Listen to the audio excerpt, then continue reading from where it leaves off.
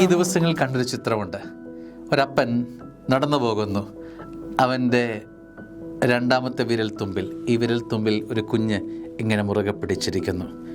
യെശയ്യാ 41:13 നിൻ്റെ ദൈവമായ കർത്താവാണ് ഞാൻ, നിൻ്റെ വലത്ത് കൈ പിടിച്ചിരിക്കുന്നു. ഞാനാണ് പറയുന്നത്, ഭയപ്പെടേണ്ട, ഞാൻ നിന്നെ സഹായിക്കും.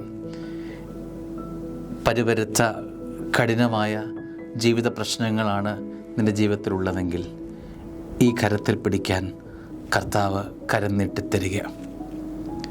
ഈ നിൻ്റെ വിരൽത്തുമ്പിലേക്ക് സ്വർഗത്തിൻ്റെ കരം തൊട്ടാൽ ഒരു വലിയ കരുത്ത് നിൻ്റെ ജീവിതത്തിലേക്ക് നിറയും.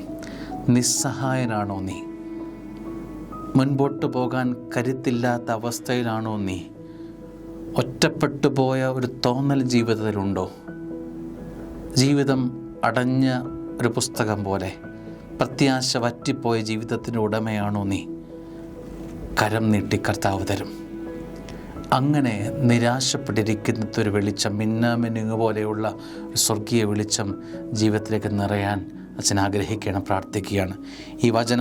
ഈ വചനം ആവർത്തിച്ച് പ്രാർത്ഥിക്കാം. യെശയ്യാ 41:13 നിൻ്റെ ദൈവവും കർത്താവുമായി ഞാൻ നിൻ്റെ വലത്ത് കൈ പിടിച്ചിരിക്കുന്നു. ഞാനാണ് പറയുന്നത്, ഭയപ്പെടേണ്ട, ഞാൻ നിന്നെ സഹായിക്കും. ഈ വചനം മാംസം ധരിക്കട്ടെ.